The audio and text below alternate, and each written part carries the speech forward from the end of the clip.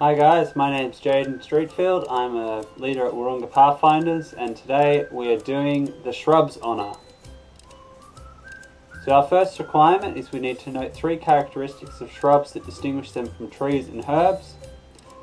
So shrubs, unlike herbs, are woody plants which do not die back after flowering.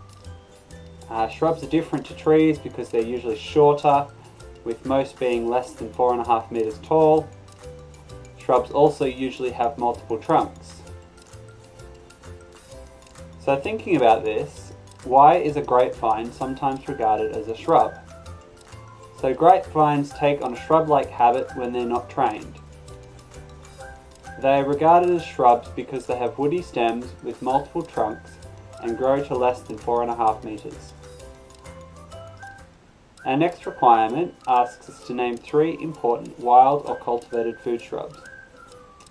In Australia, we have grapes, raspberries and blackberries, all of which have been introduced and are used commercially for food.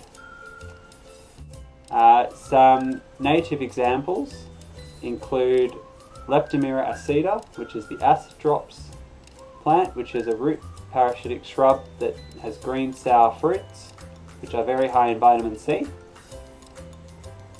There's also the midgeonberry, which is a short waist-high shrub with purple spotted white berries. There's also finger limes, which is Australia's native citrus and is popular with high-end restaurants. So we need to name a shrub that produces edible nuts. Australia has no nut-producing shrubs. However, hazelnuts grow on a shrub and they are native to the temperate northern hemisphere. So the next thing we need to do is we need to name 2 cultivated shrubs and 2 wild shrubs of our locality that produce showy flowers. So for our wild shrubs, the shrubs I've picked are Banksia ericifolia. So many of you who've been on expedition, particularly at Murra, would know this one well.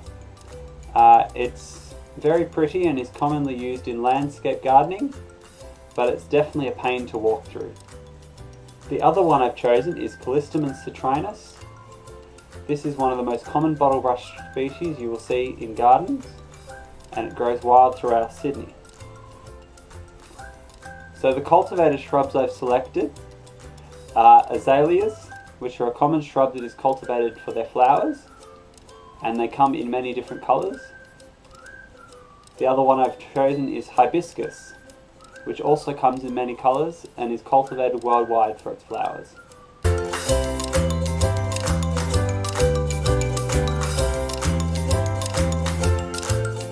Do most shrubs bloom in spring, summer or autumn?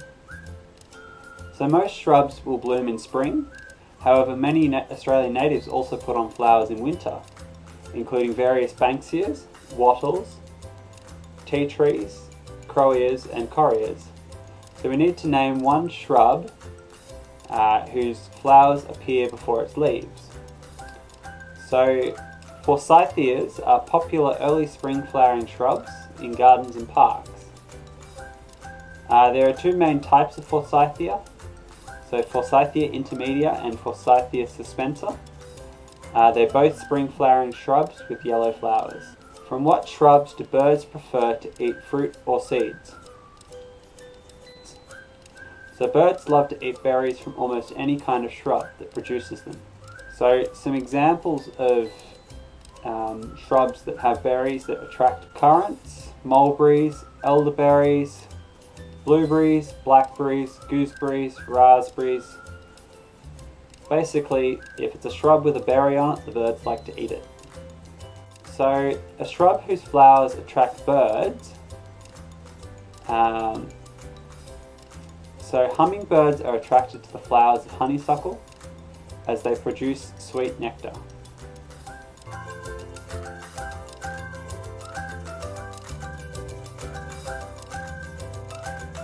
So in what shrubs do birds prefer to build their nests? So birds like to build their nests in shrubs that offer lots of protection from the weather, and from predators. So native shrubs that provide nesting include Bosseria, Banksia, Hakea, Grevillea, Waratahs, and wattles. They also like lantana and blackberry thickets.